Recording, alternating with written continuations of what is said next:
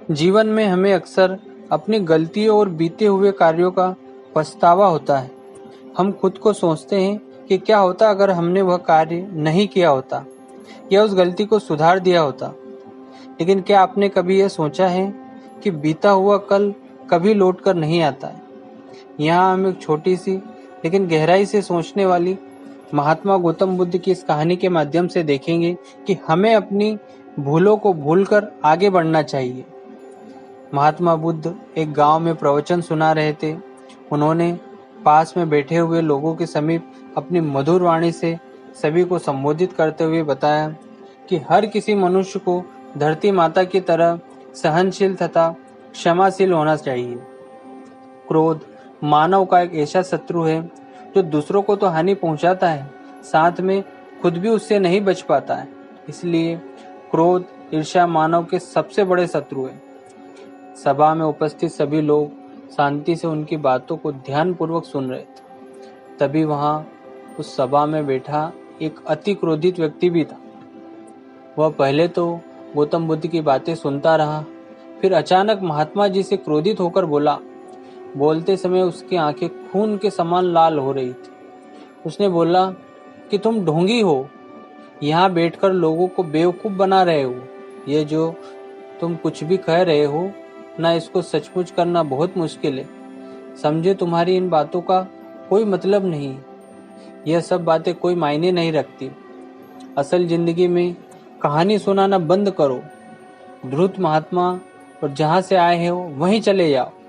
ऐसे कठोर वचन सुनकर भी महात्मा जी ने उस क्रोधी पुरुष का कोई विरोध नहीं किया और न ही उसकी बातों पर कोई भी प्रतिक्रिया दी, कोई उत्तर नहीं दिया। वह शांत रहे और अपना कार्य करते रहे, जिससे वह पुरुष और भी क्रोधित हो गया। वह समझ ही नहीं पाया कि वह क्या करे। तब उस पुरुष ने महात्मा जी के ऊपर थूकने का प्रयास किया। अगले दिन जब उस व्यक्ति का क्रोध शांत हुआ और उसे अपनी गलती का पछतावा हुआ, तब वह आत्मग्लानि में जलने लगा, खुद ही जलने लगा अपनी आग में। और फिर उसने सोचा कि उसने कल जो महात्मा जी को अपशब्द कहे थे, उनसे मुझे माफी मांगनी चाहिए। वह महात्मा जी की खोज में उसी स्थान पर जा पहुंचा जहां महात्मा जी कल प्रवचन दे रहे थे। लेकिन महात्मा जी वहां कहाँ मिलने वाले थे। वह तो अपने शिष्यों के साथ अन्य किसी गांव की यात्रा पर निकल पड़े। वह पुरुष सब लोगों से महात्मा जी के बारे में पूछता रहा। उस स्थान पर पहुंचा जहां की महात्मा जी प्रवचन कर रहे थे। तब उस पुरुष को महात्मा जी के शिष्यों ने उसे उनके पास जाने से रोका। लेकिन महात्मा जी ने अपने शिष्यों को आदेश दिया कि आने दो उस पुरुष को। तब वह पुरुष महात्मा जी के चरणों में गिर गया और उनसे बोला कि हे महाराज, मुझे क्षमा कर दीजिए। मैं क्षमा के लायक नहीं हूँ, लेकिन मुझ पर दया कीजिए। उसने महात्मा जी से पूछा कि क्या आप भूल गए हो कि मैं वही जिसने कल आपका इतना अपमान किया था। अपने दुष्ट कृत्य की आपसे माफी मांग रहा हूँ। तब महात्मा जी ने बड़े शालीनता से उस पुरुष से बोले कि कौन सी बात और कब की बात। तब उस पुरुष ने बड़ी हैरानी से महात्मा जी की ओर देखा।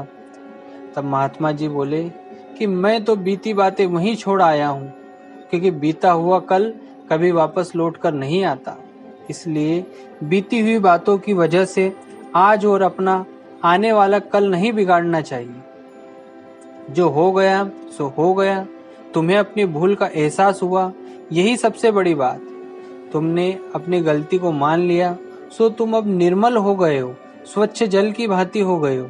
इसलिए कोई भी ग्लानि अपने मन में नहीं रखो।